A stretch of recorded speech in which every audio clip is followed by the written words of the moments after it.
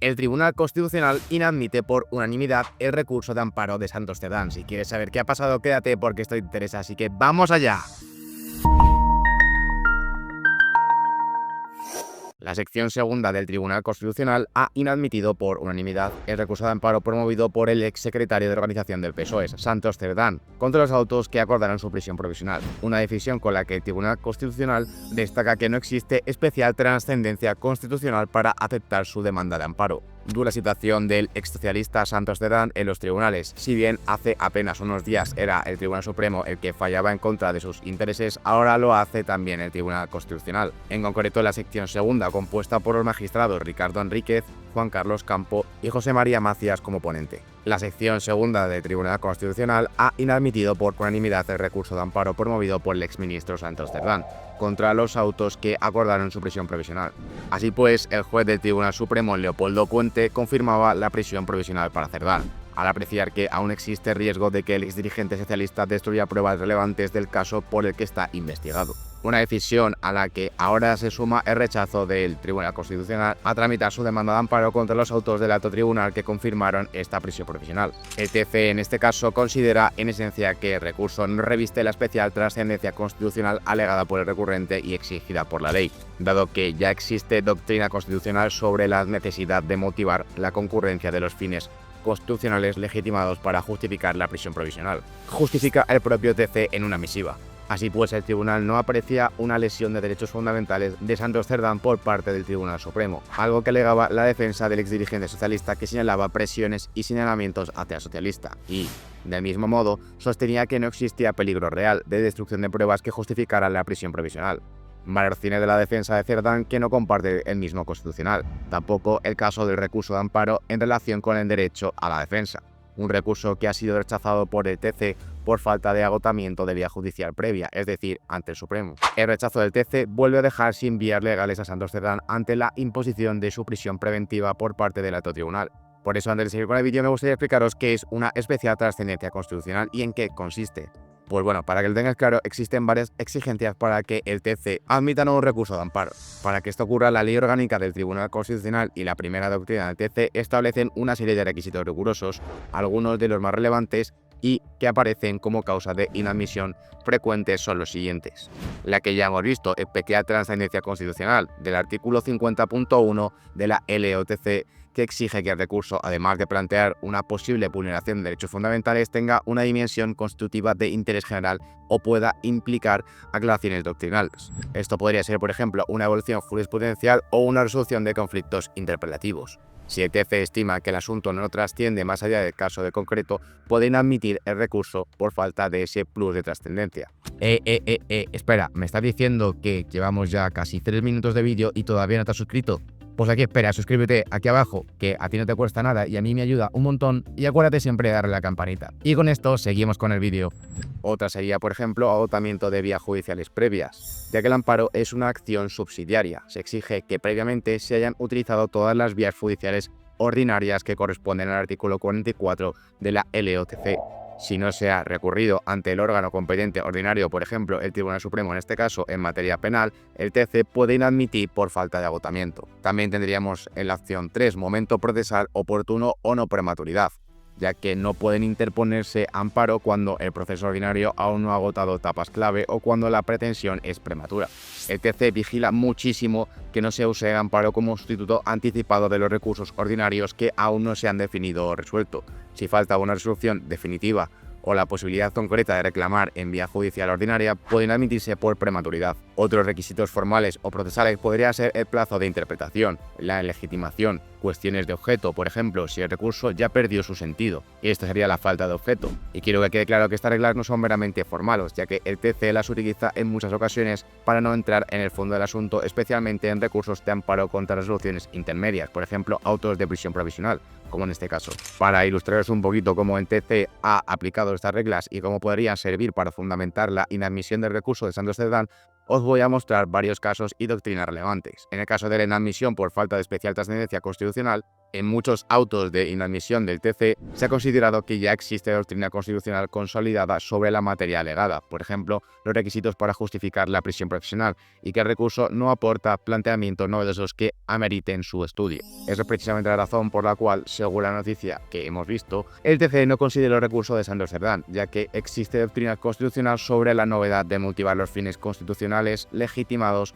para justificar una prisión provisional. Podemos verlo en la sentencia 30/2023, en el que el tribunal descartó la admisión de amparo bajo la argumentación de que el recurso no tenía esa especial trascendencia, puesto que no planteaba cuestiones novedosas o divergentes respecto de la doctrina previa. Y también podríamos verlo en la sentencia del Tribunal Constitucional 68/2023 de la Sala Primera, donde se produjo el proceso contrario.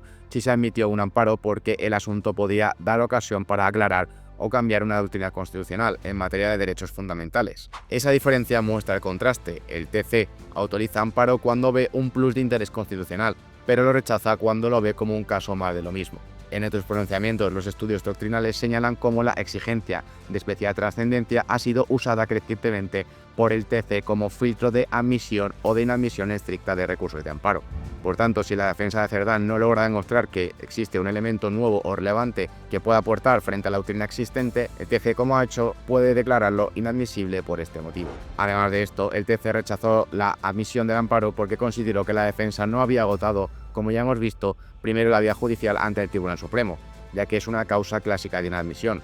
Por ejemplo, en la providencia del auto 46/2017, la sección cuarta del TC inadmitió un recurso al estimar que la defensa no había concluido la vía judicial previa, es decir, que no eran aplicables los requisitos de la admisibilidad de los artículos 44.1a y 50.1 de la LOTC. En muchos casos y muchas provincias como estas, el Ministerio Fiscal se opone a la admisión argumentando que la demanda es prematura o que aún no se han agotado los recursos ordinarios, y el TC la suele respaldar.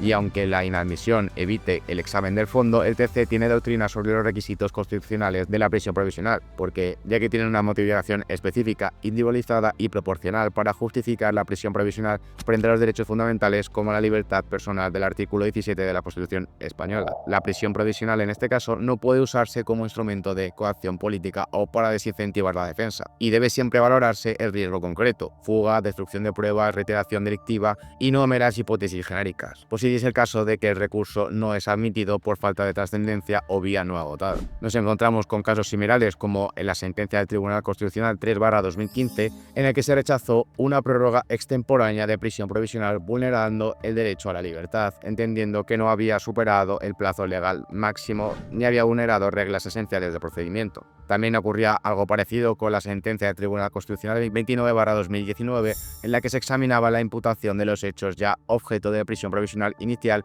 y se descartaba una vulneración constitucional si las partes pudieron defenderse y no se introdujeron elementos nuevos sin contradicción.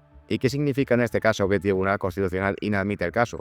La inadmisión del recurso de amparo no es una desestimación del fondo, no se dice que tenga una razón, sino que el Tribunal Constitucional ni siquiera entra a estudiarlo porque considera que no cumple los requisitos formales o sustantivos del artículo 50 para poder hacerlo. Entonces, ¿tiene Cerdán alguna vía judicial todavía abierta? Depende de cómo se haya planteado y cerrado el caso, pero en principio sí tiene algunas opciones residuales, aunque muy limitadas. Por un lado, agotar la vía judicial previa ante el Tribunal Supremo, porque si la inadmisión se basa en que no agotó la vía judicial previa, Cerdán podría intentar interponer los recursos que no presentó en su momento, por ejemplo, el recurso de súplica o incidente de nulidad de actuaciones ante el Supremo.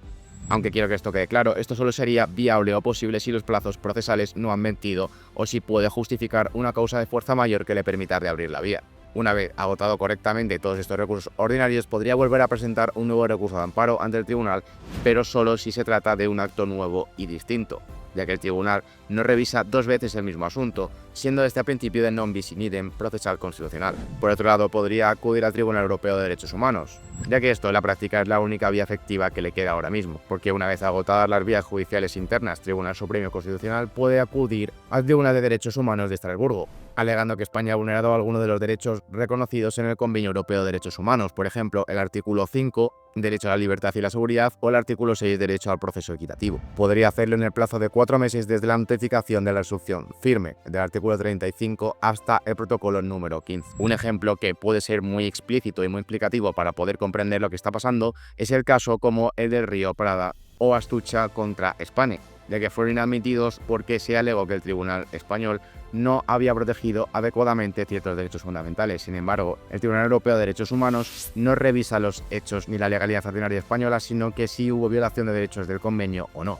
¿Y qué no podría hacer ya? Pues ya no puede volver a presentar el mismo recurso de amparo con idéntico objeto y fundamentos. Tampoco puede recurrir a la inadmisión del Tribunal Constitucional porque esta ya es firme e irreversible, como podemos comprobar en el artículo 50.3 de la LOTC. Y tampoco puede pedir al propio Tribunal Constitucional que reconsidere su decisión porque no existe revisión de procedencias de inadmisión. Este caso de Santos Cerdán deja un sabor amargo, pero también evidencia algunas realidades duras sobre la política y la justicia en España. Por un lado, estamos ante un dirigente político acusado de corrupción y, aunque los tribunales han respetado la legalidad, en este caso concreto de prisión provisional, no podemos ignorar que su figura simboliza los riesgos de un sistema donde el poder político y los intereses personales pueden entrelazarse en un ejercicio público. Por otro lado, la actualidad del Tribunal Supremo y del Tribunal Constitucional demuestra que cuando se aplican correctamente los procedimientos y la doctrina constitucional, las instituciones pueden cumplir su función de control y garantía de derechos. Sin embargo, esto no debe ocultar que, en España, la percepción de la justicia está muy marcada por la politización de las altas instancias judiciales, donde los nombramientos y las decisiones estratégicas muchas veces reflejan lealtades políticas más que criterios estrictamente técnicos o éticos. En otras palabras, aunque el caso concreto se haya resuelto dentro del marco legal, Santos Cerdán es un ejemplo de cómo la corrupción política puede abrirse paso incluso en los más altos niveles del poder, y de cómo la sociedad sigue teniendo motivos para desconfiar de que la justicia sea siempre imparcial, cuando el propio diseño institucional favorece la politización de sus órganos superiores. Este caso, para mí, nos recuerda que la responsabilidad individual no puede eludir la transparencia institucional y que la verdadera confianza en el sistema judicial depende tanto de la actuación correcta de los tribunales como de la limpieza ética de quienes llegan a sus cargos. En otras palabras, aunque un tribunal actúe correctamente, no significa que el sistema no esté podrido por la influencia política que permea desde arriba. Y bueno, chicos, hasta aquí el vídeo de esta semana. Espero que os haya parecido interesante esta sentencia del Tribunal Constitucional y cómo han inadmitido la misma para Santos Cerdán. Dejadme aquí abajo en la caja de comentarios si os gusta este tipo de vídeos que siempre os estoy leyendo y nos vemos la semana que viene con más. Así que, ¡chao!